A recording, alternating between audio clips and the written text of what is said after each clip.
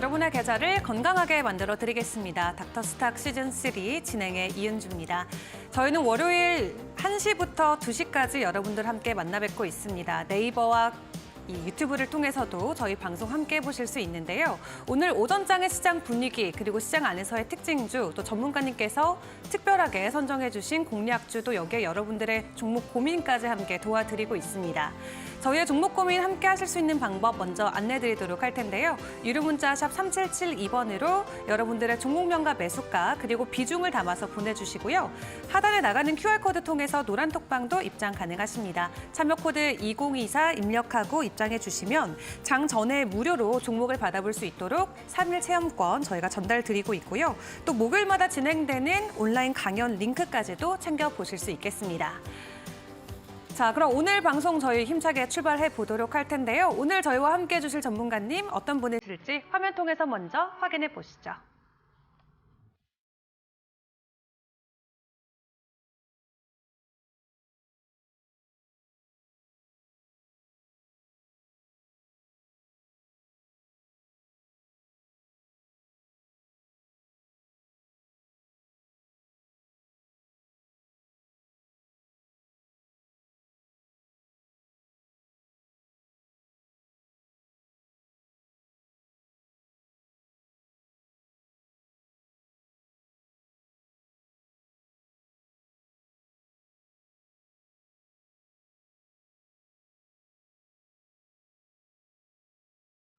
네, 오늘은 이데일리온 이영재 전문가와 함께 이야기 나눠보도록 하겠습니다. 전문가님 어서 오세요. 안녕하세요.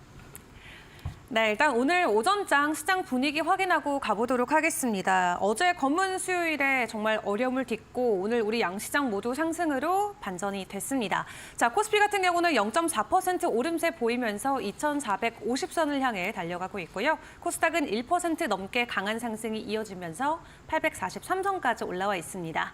오늘 AI 챗봇 쪽도 움직임이 나오고 있고요. 관련주들의 흐름은 있지만 특히 저출산 관련 종목들의 상승이 어제 시간의 거래서부터 이어지고 있습니다. 깨끗한 나라 현재 17% 오름세 보여주고 있고요. 어제 시간의 거래에서도 상한가로 안착했던 아가방 컴퍼니 그리고 제로투세븐도 두 자릿수 이상의 상승 흐름을 받아가고 있습니다.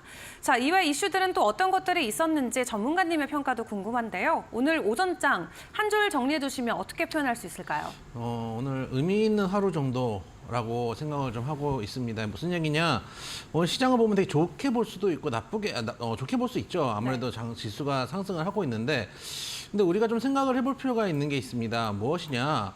우리가 하락할 때는 하락의 이유를 되게 많이 찾거든요. 근데 상승할 때는 의외로 왜 상승을 하는지에 대해서는 고민을 안 하는 것도 맞습니다. 그래서 오늘은 좋다 나쁘다라고 물어본다면은 중립기아 일단 받고 그 다음에 의미가 있다 정도. 의미가 있다는 뜻이 좋다는 뜻 아니냐라고 생각을 할 수 있지만 제가 여러분들께 그렇게 물에 술 타는데 술에 물 타는데 표현하지는 않습니다. 하나하나 어떤 의미가 있는지 확인을 조금 해보도록 하겠습니다. 일단 오늘 기관이 현물 매수를 좀 해주고 있고 외인이 선물 매수를 해주고 있는 흐름입니다. 특히 오늘 의미가 있는 부분들 중에 하나는 외인의 선물 매수라고 보고 있습니다. 왜 그러냐? 자, 화요일로 돌아가 보도록 하겠습니다. 제가 여러분들께 무슨 말씀을 드렸습니까? 글로벌 시장에 비해서 우리나라 시장이 얼마나 저평가가 됐는지 상대 비교 차트를 통해서 알려드렸습니다. 그리고 그렇기 때문에 우리 시장의 하락 이유를 대외적 환경에 찾는 것보다 국내적인 이슈들에서 찾는 게 맞다라고 생각이 된다 말씀을 드렸고, 그럼 우리가 해야 될 것은 뭐냐? 모멘텀이 있고 좀 그 실적도 양호한 종목들 중에 모아가고 매집해야 된다라는 말씀을 드렸습니다. 왜 그러냐? 분명히 우리나라의 불확실성이나 리스크가 있고 그럼에도 불구하고 장점은 뭐냐? 가격 메리트라는 장점이거든요. 이 장점과 리스크가 어느 정도 선에서 균형을 맞출 때가 올 겁니다. 그때 시장에서 제가 얘기해 드릴 수 있는 것도 아니고 누군가 예측할 수 있는 것도 아닙니다. 시장에서 현명한 손이 여기가 균형점이다 라고 했을 때 수급이 들어올 가능성들이 있기 때문에 우리는 모멘텀이 있고 저평가된 종목들을 위주로 모아가야 된다라는 말씀을 드렸는데, 일단 오늘이 그 날 중에 후보군이 될 수도 있다라는 점에서 긍정적인 쪽에서 의미가 있다고 생각이 됩니다. 왜냐? 화면 한번 보시면은 지금 선물을 좀 보여드리고 싶은데요. 여러분들 숫자는 잘 안 보이겠지만 가운데 있는 게 파란색 라인이 큰 게 이제 외국인이라고 보시면 됩니다. 최근에 우리 시장이 공매도가 금지되어 있습니다. 근데 우리 시장을 안 좋게 보는 경우, 제가 예전에 이제 화요일에도 말씀드렸지만 삼성전자를 매도하는 게 꼭 삼성전자를 매도하는 게 아닐 수도 있다. 시장을 매도하는 것일 수도 있다라고 말씀을 드렸습니다. 왜냐 지금 공매도가 안 되니까 내가 이 시장을 매도하고 싶을 때 공매도를 칠 수가 없으니 선물을 매도하는 경향들이 강하거든요. 보시면 외인이 1월 첫째 날 308억 쥐꼬리만큼 매수를 한 이후에 매일 매도를 했습니다. 하루도 안 쉬고 매도를 했습니다. 하루도 안 쉬고 매도를 한 게 우리의 하루도 안 쉰 하락. 0.0 조금 올라갔던 그 하루가 있었는데 그 하루에 외국인이 186억 매도폭을 좀 줄였으니까 0.03% 상승이 나왔다라고 보면 되고 그 외에는 1월 3일은 1조 4천억, 그 다음날 2,900억, 그리고 그 다음날엔 1,500억. 어제 같은 경우도 1조 원의 매도가 나왔습니다. 선물 시장을 드라이빙하면서 우리 시장을 누른다는 느낌이었는데 일단 올해 들어서 가장 큰 외국인 선물 매수세가 들어오고 있다.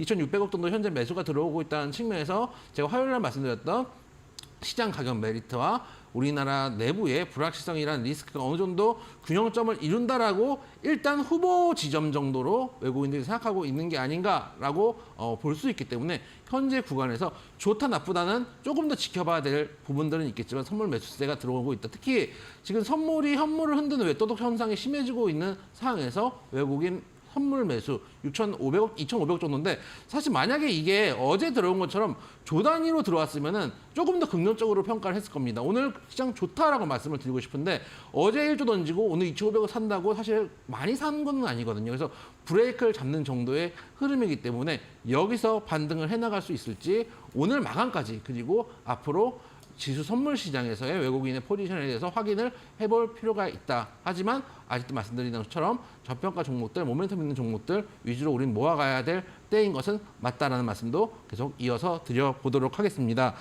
그 다음에 이제 미국 시장도 좀 말씀을 좀 드려보고 싶은데요. 미국 시장을 말씀드리고 싶은 부분 중에 하나는 뭐냐면은 며칠 전에 나왔던 이야기입니다. 윌러비 중앙은행 이사의 발언이 나왔었는데 조기금리 인하에 대한 기대감을 낮추는 모습을 보여줬습니다. 이전 사이클에서는 금리 인하는 종종 신속하고 큰 폭을 이루었지만 이번 사이클은 과거처럼 빠르게 움직이거나 금리를 빠르게 인하할 필요는 없다라고 이야기를 했습니다. 그리고 거래일 12월 미국의 소매 판매가 발표되었는데 미국 산모 발표에 따르면 12월 미 소매 판매는 전월 대비 0.6% 증가한 7,099억 달러. 근데 월간 전망치인 0.4%를 웃도는 모습.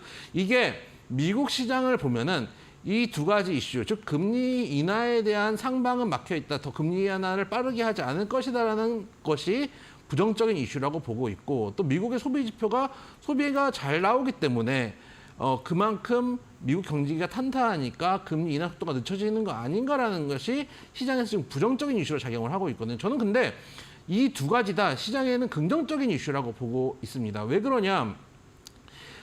시장에서 지금 걱정하는 거는 금리 인하를 빨리 하지 않을까 봐 걱정을 하고 있는 거고 지금 페드와치에 따르면은 올해 이제 뭐 6번에서 7번의 금리 인하를 하게 되는데 우리가 좀 돌려서 얘기를 해볼 필요가 있어요. 제가 지난번에 이제 페드와치를 보여드리면서 그런 말씀을 드렸는데 만약에 올해 6번에서 7번의 금리 인하가 있으면 그거는 미국 경제에 문제가 있다라고 볼 수 있습니다. 지금 아까 윌러 이사의 발언 중에 이런 말씀이 있었는데 통상 과거처럼 빠르게 움직이는 금리를 빠르게 인하할 이유는 없다라고 얘기를 했는데 이러면 우리가 실망할 수 있죠. 금리 인하 기대했는데 금리 인하 빠르게 안 한다고라고 실망할 수 있지만 과거에 금리 인하 빠르게 했을 때를 한번 생각해 볼 필요가 있습니다. 금리 인하를 빠르게 했던 시기는 리먼 때라든지 코로나 시기라든지 미중 무역 분쟁 때라든지 뭔가 경제에 큰 문제가 있기 때문에 금리 인하를 빠르게 했던 거거든요. 그러면 이 발언을 뒤집어서 본다면은 올해 미국 경기에 큰 문제가 없다라고 볼 수 있습니다. 특히 금리 인상을 했다가 금리 인하 시기가 되면은 지금 우리가 금리 인하를 다들 바라고 있지만 실제 금리 인하 시기가 되고 나면은 이제부터 경기 침체 아니야? 라는 이야기가 나오게 될 겁니다. 그런데 윌러 이사의 발언과 또 미국 소매 지표가 잘 나왔다는 것들은 미국 경기는 튼튼하다라는 것들을 반증하고 있습니다. 여기서 어쨌든 중요한 거는 더 이상 인상하지 않는다는 것이고 여기서 조금씩 올해 만약에 2번에서 3번만 인하하더라도 경기가 튼튼한 상태에서 인하하는 거기 때문에 어떻게 보면 오히려 시장에서는 긍정적인 영향으로 해소될 수 있다. 금리 인하 때 나올 수 있는 부작용들을 미리 해소하고 간다는 측면에서 오히려 저는 이게 지금 시장에서는 불확실성 혹은 내지 금리 인하에 대한 기대감이 꺾인다고 볼 수 있지만 오히려 나중에 나올 경기 침체에 대한 우려를 미리 불식시키는 이야기다라는 말씀을 드려보도록 하겠습니다. 그리고 마지막으로 드리고 싶은 말씀은 저평가 인식이 있다라는 말씀을 제가 첫 번째 이슈를 드릴 때 말씀을 좀 드렸었는데, 약간 제가 이제 선물이 수급이 들어오기 때문에 긍정적인 의미가 있다는 말씀을 드렸지만 한 가지 더 볼 필요가 있습니다. 무슨 얘기냐? 만약에 어제 미국 시장이 급등을 했거나 현재 미국 지수 선물이 급등을 해준다면 우리나라 시장의 현재 급등을 이해할 수 있습니다. 왜냐? 미국 시장이 올라갔으니까 그동안 못 따라가다가 오늘 올라가는 거구나라고 생각할 수도 있습니다. 물론 아까 말씀드렸던 것처럼 우리나라의 불확실성과 우리나라의 주식의 가격 메리트가 어느 정도 밸런스를 맞추면서 오늘 저평가의 인식이 들어와서 수급이 들어오는 건 맞습니다. 그러나 문제는 뭐냐면은 상승을 하는 것도 우리가 고민을 해볼 필요가 있습니다. 아까 말씀드린 것처럼 미국 시장 잘 가고 미국 지수 선물 좋고 했기 때문에 혹은 지정한 리스크가 완화됐기 때문에 어떤 이유가 있어가지고 상승을 하면 모르겠지만 미국 시장과 떨어져서 아시아 시장과 떨어져서 우리 시장만 올라간다는 건 우리 시장이 미국 시장과 커플링이 디커플링 되고 있다는 것도 우리가 생각해 볼 필요가 있습니다. 우리가 하루 종일 여러분들 경제방송을 보시잖아요. 그러면 시황을 얘기할 때 10시간이 있으면 그중에 9시간 반은 미국 시장 얘기합니다. 왜냐하면 미국 시장이 잘 나가면 우리 시장도 거기에 동조돼서 잘 나갈 거라고 생각하기 때문입니다. 근데 오늘 상승 그리고 최근의 하락을 보면은 미국 시장과의 디커플링이 커지고 있는 상황입니다. 이럴 경우에 우리가 미국 시장을 백날 분석해도 의미가 없을 수 있다는 얘기거든요. 이 과거에 이런 시장이 하나 있었습니다. 어디냐? 일본 시장이었거든요. 일본 시장이 지금은 잘 나가고 있는 시장이지만 몇 년 전까지만 해도 아무리 글로벌 증시가 올라가도 움직이지도 않고 꿈쩍하지도 않던 시장이었습니다. 그래서 주식하는 사람들 입장에서는 일본 시장을 보고 주식시장계에 자산시장이죠. 시장계의 갈라파고스 섬이다라고 불렀던 때가 있습니다. 다 사방이 둘러싸이고 바다로 둘러싸여가지고 거기에 어느 날 가봤더니 고대 식물들이 살고 있는 그 갈라파고스 섬을 비교해서 얘기를 했는데 지금 우리나라 시장도 잘못해서 글로벌 시장과의 동조가 이렇게 끊어지고 나면은 자칫 고립된 시장이 될 수 있다는 우려도 한 번쯤은 제시해 볼 필요가 있다라고 생각을 하고 있습니다. 그래서 오늘 상승도 의미는 있지만 어떻게 보면 시장 전체적으로 흐름으로 봤을 때 독립된 독립 매체로서 움직이는 것들은 좀 부담이 될 수 있다는 측면. 그래서 다시 미국과의 동조화 그리고 또 우리나라 정책에 의한 불확실성이 줄어들고 글로벌 이슈로 움직이는 시장이 돼야지 미국 시장 올라갈 때 같이 움직일 수 있지 않을까라는 말씀. 불확실성이 줄어드는 게 가장 우선이다라는 말씀도 드려보도록 하겠습니다. 네, 좋습니다. 일단 기관과 외인들의 수급 현황을 함께 지켜보면서 이 미국 증시와의 다시 한번 커플링 형상을 기대해보면서 우리 증시 대비해보시면 좋을 것 같은데요.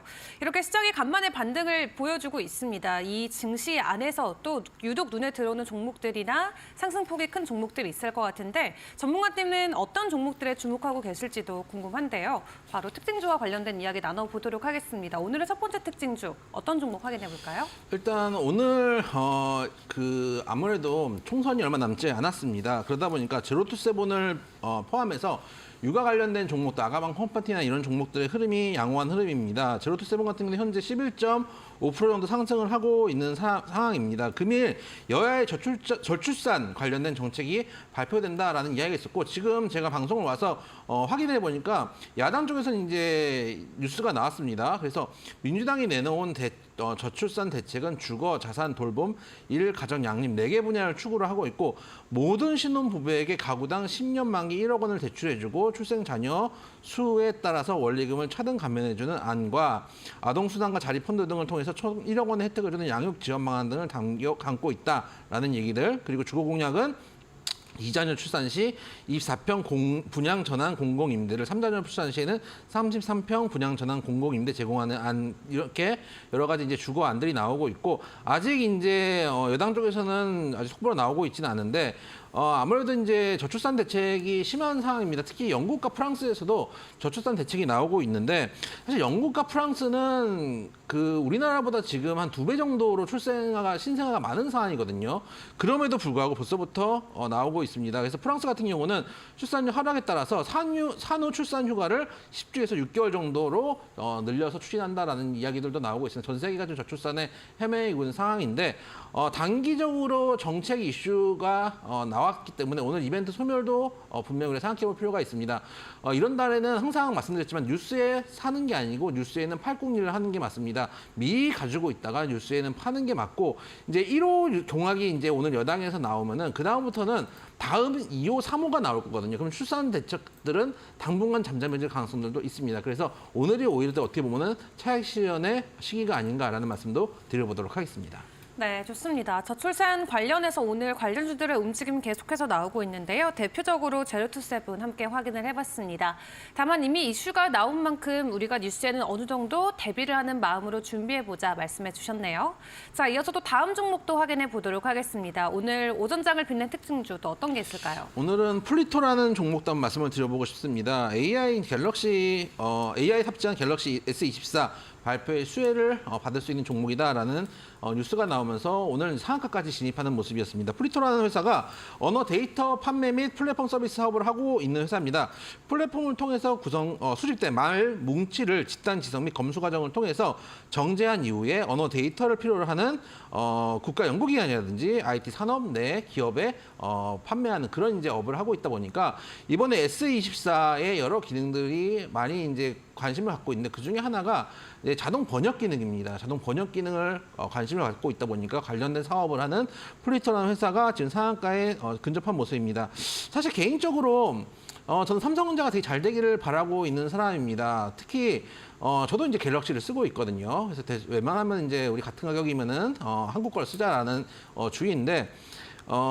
삼성 지금 S24에 대한 판매 기대감이 많은 건 사실입니다. 다만 우리도 다른 것도 한번 볼 필요가 있는데 최근에 아이폰이 중국 시장에서 가격 할인이 들어갔다는 걸 우리가 뉴스를 봤을 텐데 가격 할인이 들어갔다는 뉴스 함께 나온 게 뭐냐? 글로벌 시장 점유율 1위가 삼성이었다가 아이폰으로 올라갔다는 뉴스가 나왔거든요.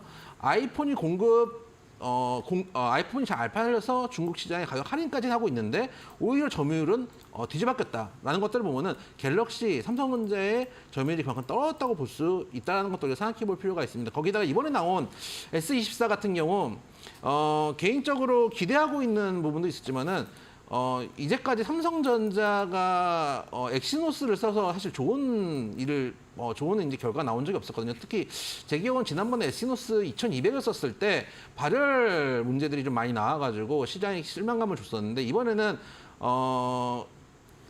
울트라를 제외한 뭐 넬플러스나 이제 기본 모델에는 엑시노스가 들어가고 울트라에는 퀄컴 드래곤이 들어가는 걸로 제가 알고 있는데 그렇기 때문에 이번에 엑시노스가 어떻게 보면 승부처가 될 수 있지 않을까. 정말 과거와 같이 실망을 주지 않고 알맞은 성능이 나온다면은 이 이후에 삼성전자는 다시 한번 반등할 수 있는 재성장을 할 수 있는 기반이 되지 않을까 해서 이번 S24가 어떤 결과를 내게 될지 우리가 지켜봐야 될 필요가 있다는 말씀도 드려보도록 하겠습니다. 네, 좋습니다. 자, 두 번째 오전장 특징주 오늘 바로 상한가로 안착한 플리토 함께 확인을 해봤습니다.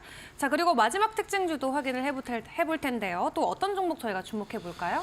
자, 오늘 카나리아 바이오라는 종목이 하나 있습니다. 그래서 그 종목을 좀 말씀드리고 싶은데 어제 이제 점화를 맞고 오늘도 지금 점화거든요. 그래서 이 종목이 2,480원인데 제가 이제 제약바이오를 말씀드릴 때 여러분들 항상 실적 좋은 제약바이오를 하세요라고 말씀드리는 것 중에 하나가 뭔가요? 어떤 임상이 실패했을 때 실적이 좋은 제약바이오 회사 같은 경우는 뒤가 있습니다. 뒤가 있는 게 뭐냐면은 어느 순간 급락을 했더라도 이 실적이 나오니까 이 회사의 고유 가치 때문이라도 다시 주가가 당겨져 올라올 수 있는 부분들이 있습니다. 근데 카나리아 바이오 같은 경우는 기본적으로 최근에 적자를 계속 기록하고 있는 회사고 일단 뉴스를 보면은 신규 난소암 환자를 대상으로 하고 있는 오레고보밥의 글로벌 임상 3상의 무용성 평가를 진행한 결과 임상 진속을 위한 유의성을 달성하지 못했다라는 데이터 안전성 모니터링 위원회 DSMB로부터 임상 시험 중단을 권고받았다 이런 뉴스가 나왔습니다.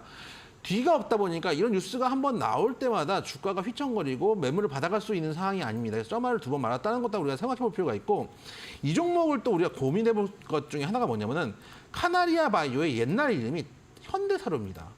현대사료 시절에 우크라이나 그때 전쟁 났을 때 사료주로 엄청난 시대를 줬어요. 그러다가 어느 순간 딱 사명을 바꾸고 제약바이오로 갑자기 모멘텀을 일으키면서 다시 또 한번 시세를 끌어올렸거든요.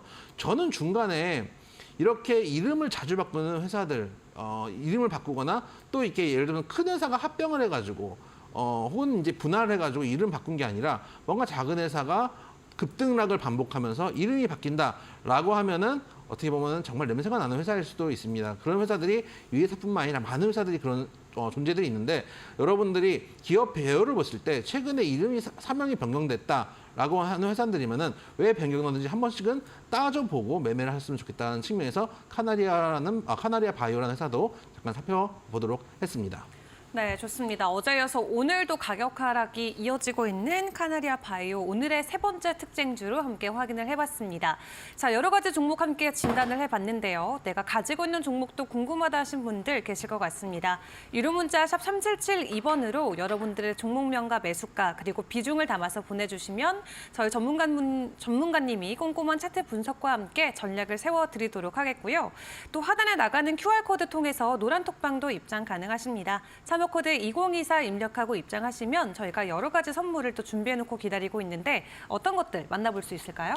일단 여러분들께 항상 수익을 드리는 장전에 두 종목씩 3일간 무료 체험 종목들 드리고 있습니다. 특히 종목들에 대해서 관심이 많으신데 오셔가지고 종목들도 좀 받아가셨으면 좋겠다라는 말씀 드리고 싶습니다. 특히 여러분들이 지금 장이 힘들다 보니까 많이 지쳤을 거예요. 이게 그러니까 장마다 이제 느낌이 있거든요. 그러니까 리먼 때를 얘기하시는 분들은 있는데 리먼은 여러분 안 겪어보셔서 그렇지 저는 리먼은 꿈꾸는 줄 알았습니다. 다음날 전 종목이 막 하한가 찍는데 이게 꿈인가 생신가 싶었는데 그런 느낌이 아니고 그리고 장의 느낌만 보면은 옛날에 미중무역 분쟁 때 좀 이제 있었거든요. 꾸준하게 기분 이제 안 좋게 막 끌려 내려가는 그런 느낌이 들었는데 지금 최근 장도 좀 그런 느낌이 들어요. 아주 이제 막 유리 긁는 소리 나는 손톱으로 창문 긁는 소리 나는 아주 기분 나쁜 그런 장세가 펼쳐지고 있는데 이러다 보니까 여러분들 되게 지치기 쉽습니다. 근데 어떻게 보면은 기회일 수도 있습니다. 왜냐 여러분들이 가지고 있는 종목 중에 매수 이유가 없는 종목들 분명히 있을 겁니다. 뭔 얘기냐? 내가 내일 올라갈 줄 알고 샀는데 빠져서 물린 종목들, 여러분 소위 말하는 물린 종목들이 있을 겁니다. 이 종목들 한번 다시 한번 보십시오. 여러분들 처음 샀을 때 산 이유들, 보유 이유들이 남아있다. 예를 들어 삼성전자 샀는데 9만 원에 샀는데 지금 이제 많이 빠져서 손실을 보고 있다라고 하는데 그래도 나는 삼성전자 앞으로 갤럭시 계속 팔 거고 반도체 계속 성장할 거고 그렇기 때문에 삼성전자 난 산 거야 라고 한다면 삼성전자의 매수 이유는 존재할 겁니다. 근데 아까 카나리아 바이오처럼 나는 이 약이 임상 성공할 줄 알았어. 임상 성공할 거라고 확신하고 있었는데 임상 성공의 유의성을 확보하지 못했다. 그러면 이거는 매수를 해야 될 이유가 없어진 거거든요. 그러면은 여러분들이 오히려 매수해야 될 이유가 없어진 종목들이 꽤 계좌에 많을 겁니다. 그중에서 사실은 정리해야 될 종목들이 있는데 막상 다른 종목들을 살 때 비싸서 못 사는 경우들도 있을 겁니다. 오히려 이럴 때를 기회로 종목 교체를 해볼 수 있는 게 좋은 점이라고 생각하는데 지수도 내려왔으니까요. 그때 여러분들이 3일 동안 받아가시는 종목 6개로 또 제가 방송에서 드리는 종목들로 한번 교체해 보시는 게 어떤가라는 말씀도 드리고 싶고 오늘 여러분들과 종목 이야기 또 시장 이야기를 나누는 라이브 방송도 준비되어 있습니다. 라이브 방송 들어오시기 어려우신 분들은 밑에 있는 QR코드 핸드폰 카메라로 살짝 대시고 나서 들어오시면은 오늘 4시부터 라이브 방송 진행하고 있으니까 많은 참여 부탁드린다는 말씀도 드리도록 하겠습니다. 네, 좋습니다. 그럼 저희는 여러분들이 기다리시는 종목 고민 시간으로 넘어가 보도록 하겠습니다.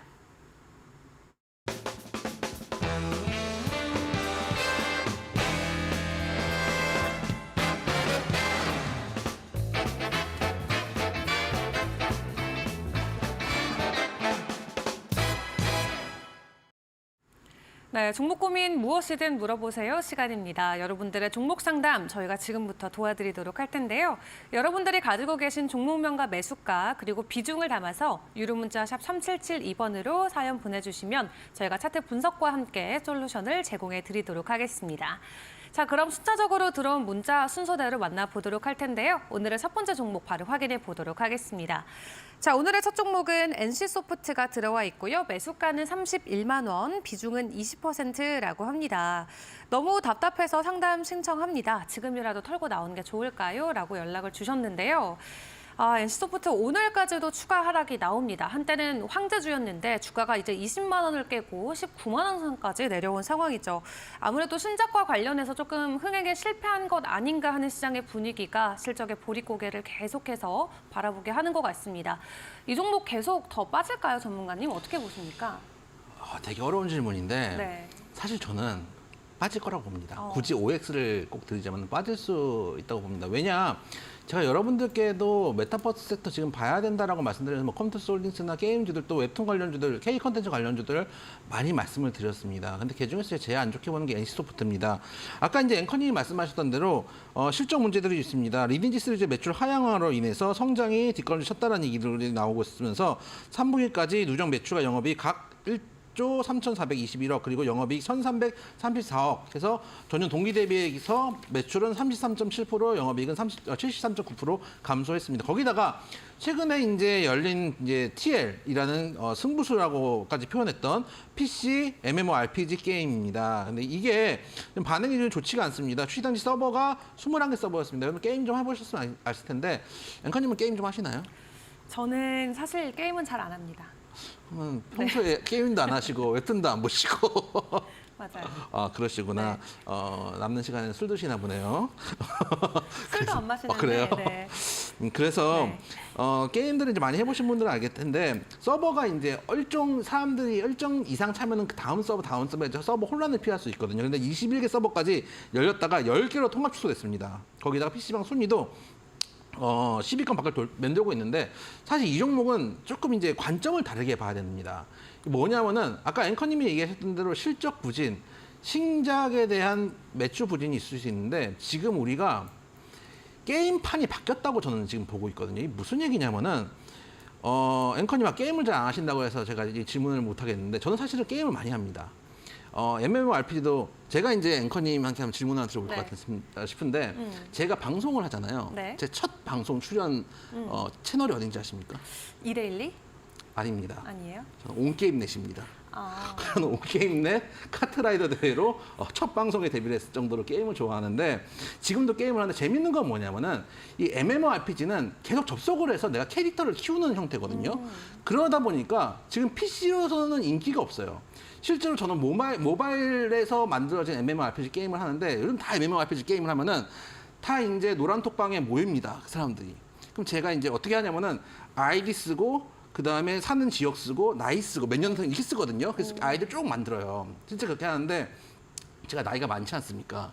그래서 부끄러운 마음을 이렇게 딱 해서 방에 들어가잖아요. 네. 그러면은 제가 거의 막내입니다. 네. 기가 막히죠.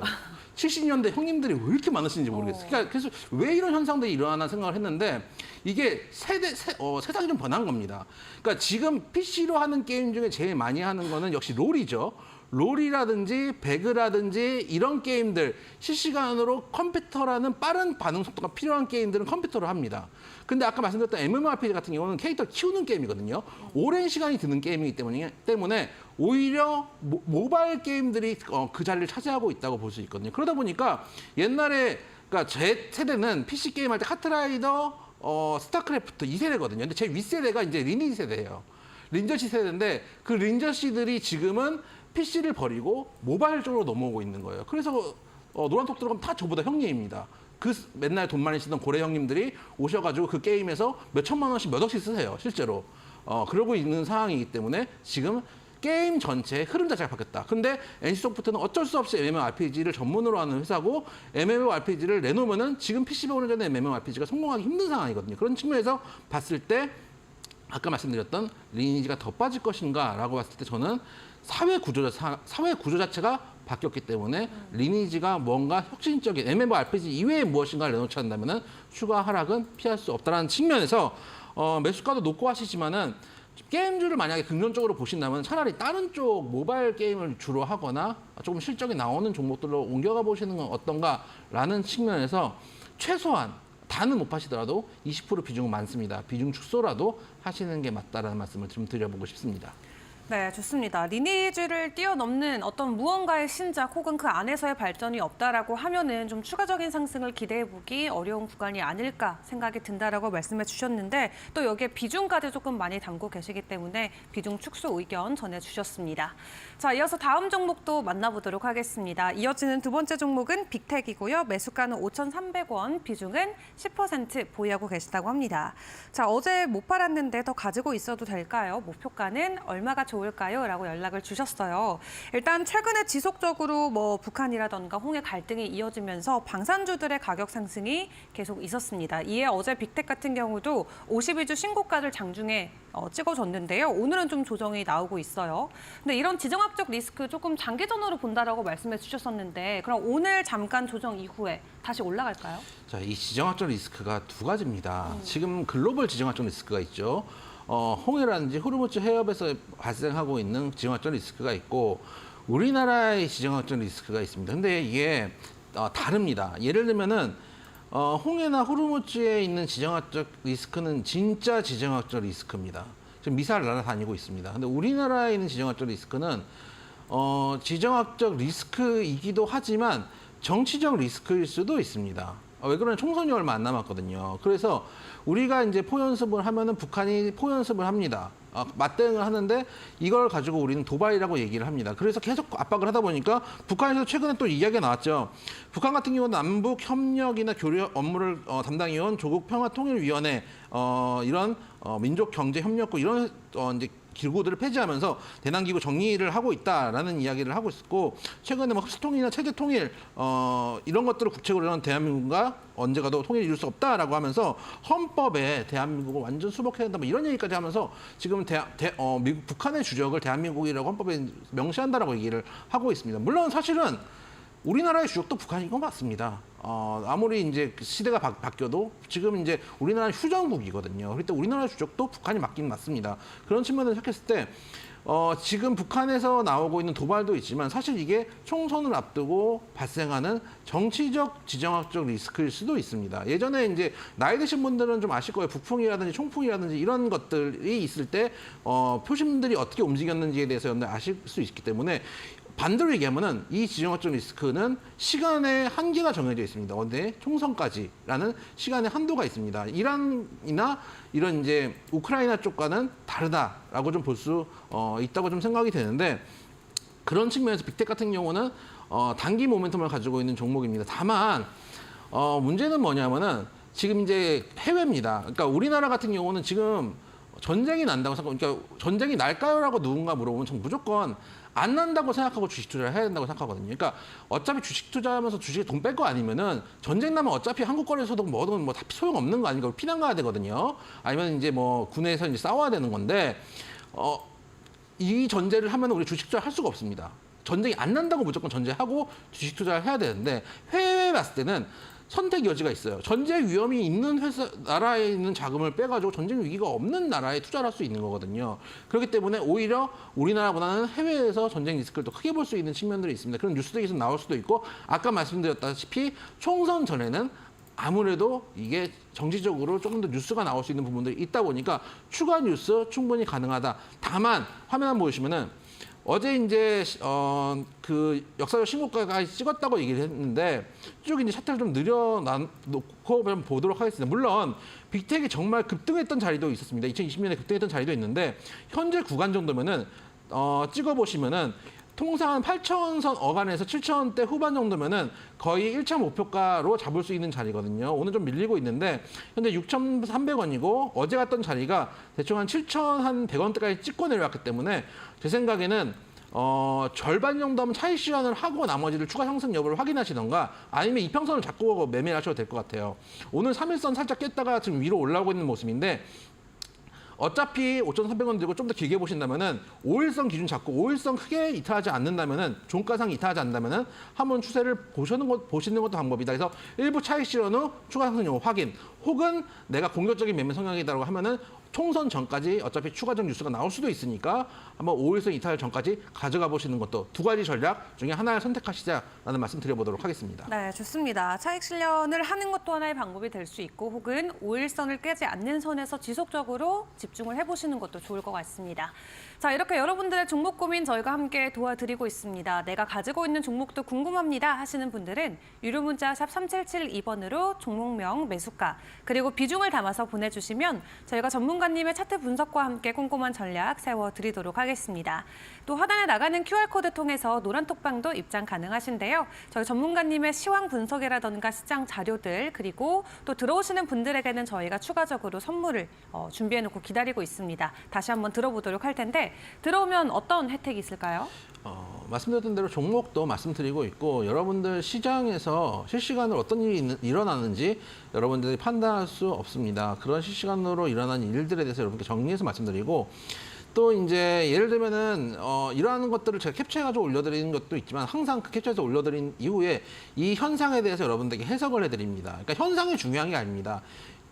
이거를 어떻게 해석할지가 중요하고 그 원인을 어디서 찾을지가 중요합니다. 그리고 항상 말씀드리지만은 우리가 시장에 다수의 관점으로 시장을 보면은 절대 시장에서 승리할 수 없습니다. 그래서 제가 불안한 것 중에 하나가 기관이 올해를 상고하저로 보고 있기 때문에 불안합니다. 기관들과 저는 이제 그렇게 생각하거든요. 기관들과 반대로 가야지 주식시장에서 조금 수익이 나더라. 기관들은 5대5만 찍어도 되는 걸 5대5도 못 찍더라. 이런 이제 고정관념이 있어 그런지 모르겠는데 항상 소수의 관점이 주식시장에서 수익을 내는 경우들이 많다. 그런 것들을 봤을 때 여러분들이 듣기 어려운 의견들 그리고 실시간 자료들 그리고 종목들 그리고 오늘 라이브 강연까지 함께 할 수 있는 토탈 솔루션이다라고 보시면 되겠습니다. 밑에 있는 QR코드 여러분들 핸드폰 카메라를 살짝 대시면은 여기 링크가 뜹니다. 링크를 딱 손으로 눌러주시면 요즘에 이제 얼마나 좋습니까? 링크를 누르시고 참여 코드 2024 올해 2024년이니까 찍고 들어오셔서 이따 라이브 방송 때 함께 하셨으면 좋겠다. 저를 외롭게 하지 마십시오. 라는 말씀도 드리도록 하겠습니다. 네, 좋습니다. 하단에 나가는 QR코드 스캔하고 입장하시면 오늘 오후 4시에 진행되는 온라인 무료 강연 함께 확인해 보실 수 있습니다.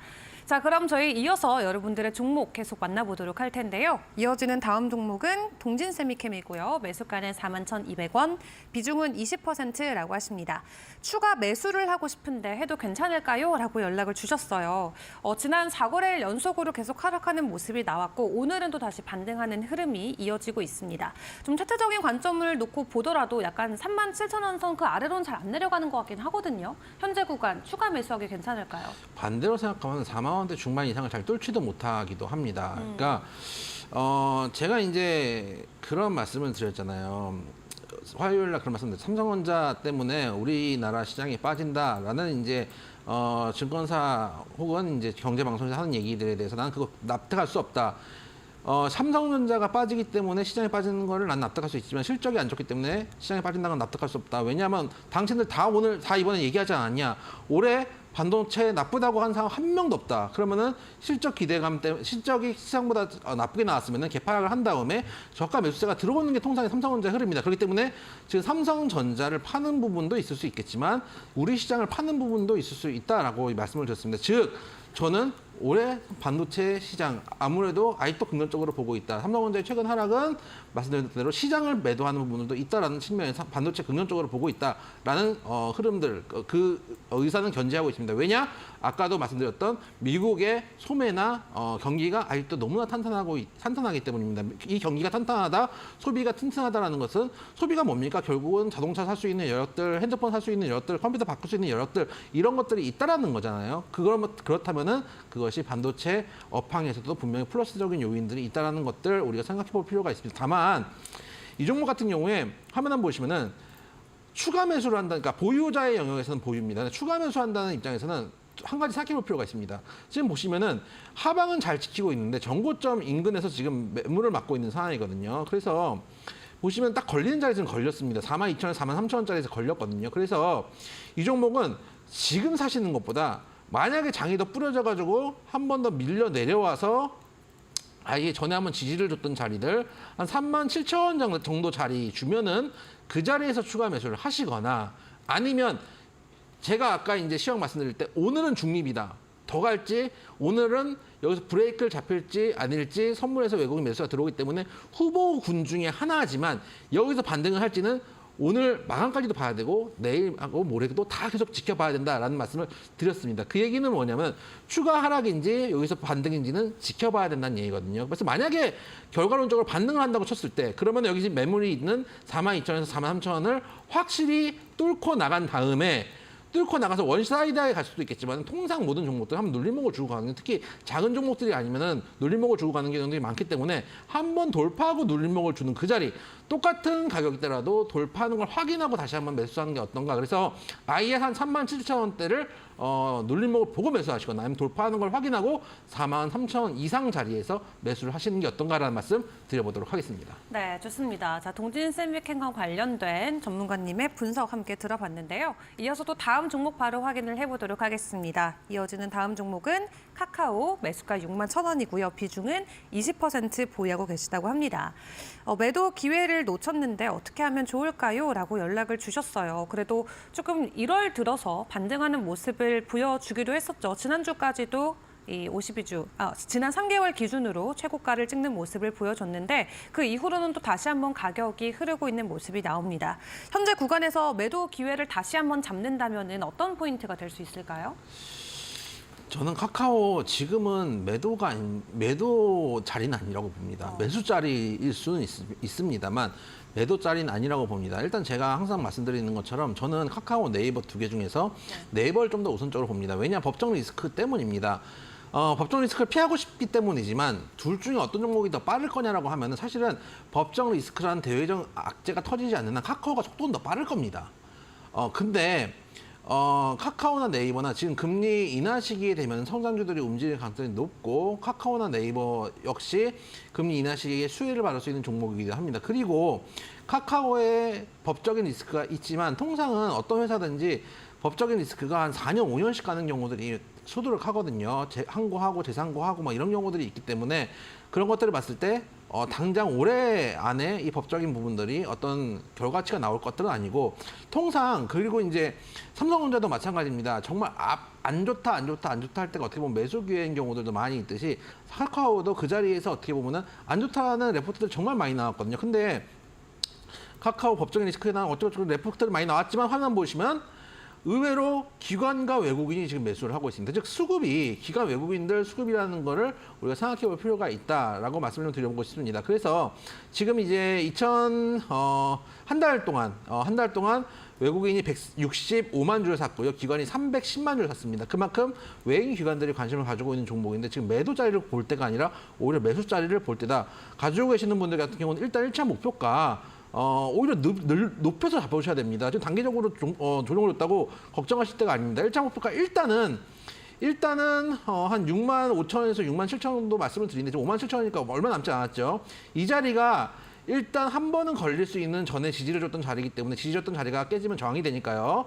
이 자리를 일단 말씀을 드리는데 이 자리는 약한 저항입니다. 저항도 저항이 세기가 있거든요. 그래서 약한 저항이기 때문에 여기서 매도를 하시기보다는 한 번 정도 더 밀릴 수 있다는 마음의 준비는 하시고 돌파 여부를 확인하실 때다. 그래서 내가 짧게 매매를 하고 싶다. 혹은 아까 말씀드렸던 대로 그냥 수익 보면 그냥 빨리 나오고 싶다. 내가 그럼 이미 마음이 진 거예요. 이미 심리적으로 졌기 때문에 그런 분들은 한 67,000원 정도면 짧게 수익 보고 나올 수 있는 자리라고 생각할 수 있지만 오히려 지금은 매도가 아니라 매수를 어느 시점에 해야 될 자리다라는 것들을 고민할 때고 1차 목표가인 67,000원 어떻게 돌파할지 지켜봐야 될 자리다라는 측면들을 말씀드려보도록 하겠습니다. 네, 좋습니다. 지금은 매도보다는 매수의 관점으로 이 종목을 지켜보는 게 좋다 말씀해 주셨는데 일단 1차적인 목표가는 67,000원 선 제시해 주셨습니다. 자, 이렇게 여러분들의 종목 고민 저희가 함께 해드렸습니다. 참고로 본 방송에서 제공하는 자료는 투자 정보에 대한 참고 자료일 뿐 해당 종목에 대한 상승과 하락을 보장하지 않는다는 점 꼭 유의해 주시면 감사하겠습니다. 그럼 저희는 공략주로 다시 돌아오겠습니다.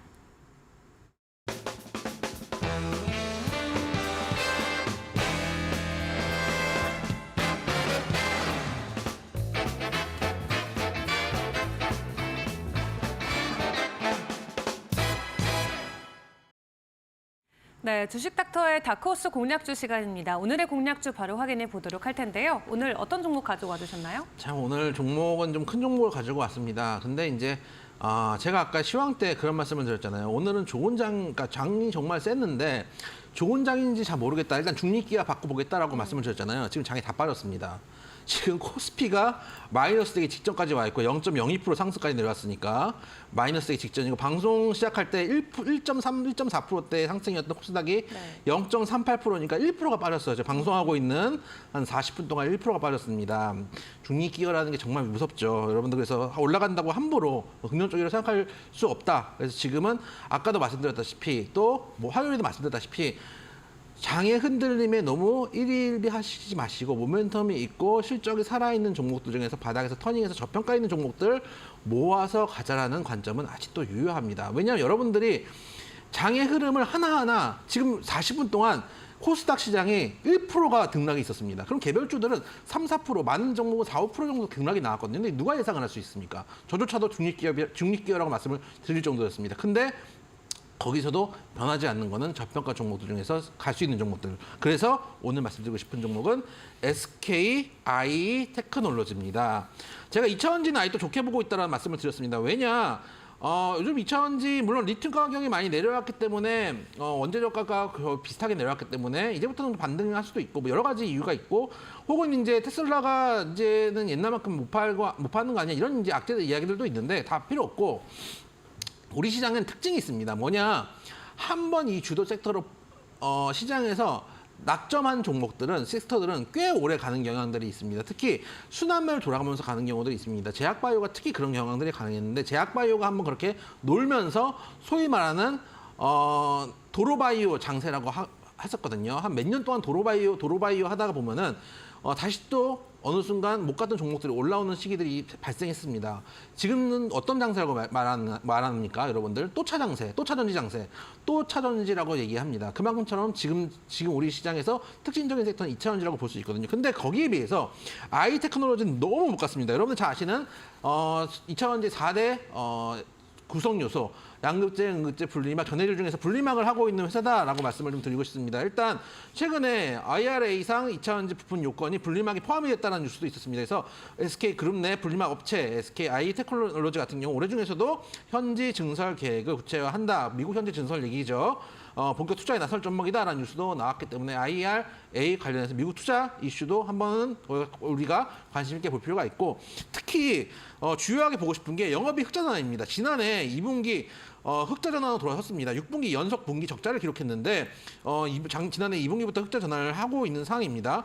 1년 6개월 동안 대내외적인 악재가 있었습니다. 우선 코로나19 시기에 양대 글로벌 생산기지 중국과 폴란드의 신공장 가동률을 강동을 하다 보니까 가동률을 끌어오지 못한 부분들도 있고 특히 2022년에는 여러분 잘 아시는 우크라이나 전쟁이 펼쳐졌습니다. 그러다 보니까 유럽의 전력 비용이 급상승해서 가동 부담이 늘어난 부분들도 있습니다. 그래서 그런 부분들이 있었지만 올해부터는 이제 그런 것들이 개선되고 있고 우크라이나 전쟁 하고 있다고 해서 전기값이 과거처럼 급등하는 양상들은 아니거든요. 원자재 가격들이 지금 안정되고 있는 상황이고 어제 같은 경우도 보니까 오늘 지금 아까 제가 방송 들어오기 전에 원자재 가격 보니까 조금씩 올라가고 있던데 원자재 가격이 전쟁 이란발 리스크가 있다고 해서 원자재 가격 유가나 이런 것들이 급등하고 있는 상황이 아니거든요. 그러면은 전기 가격도 어느 정도 안정될 수 있다라는 측면들 화면 보시면은 거기다가 중요한 거는 쌉니다. 중요한 건 싸다는 겁니다. 보시면 최근에 정말 상장된 지 얼마 안 돼서 단기 급등을 했습니다. 단기 급등을 했다가 쭉 올라갔다가 정말 3년을 빠졌습니다. 어떻게 이렇게 빠질 수 있나라고 할 정도로 빠졌다가 지금 저점을 조금씩 올리고 있는 구간입니다.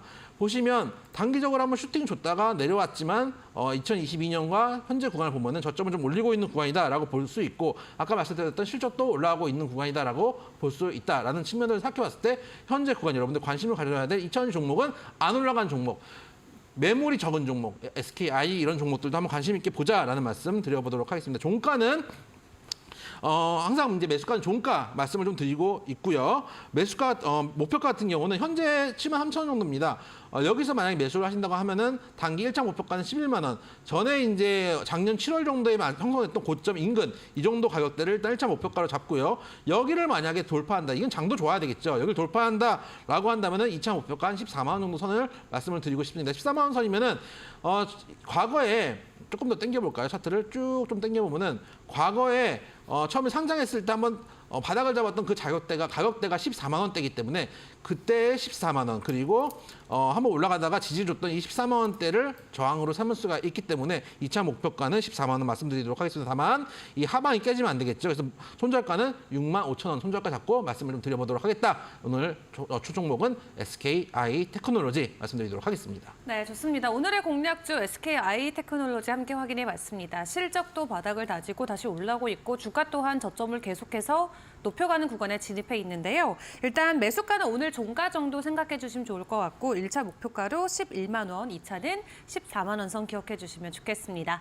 자, 그럼 오늘 전문가님과 도움 말씀은 여기까지 함께 해보도록 하겠습니다. 수고 많으셨습니다. 수고하셨습니다. 네, 그럼 저희는 내일 더 좋은 전략 가지고 다시 찾아뵙도록 하겠습니다. 오늘도 저희와 함께 해주신 여러분 고맙습니다.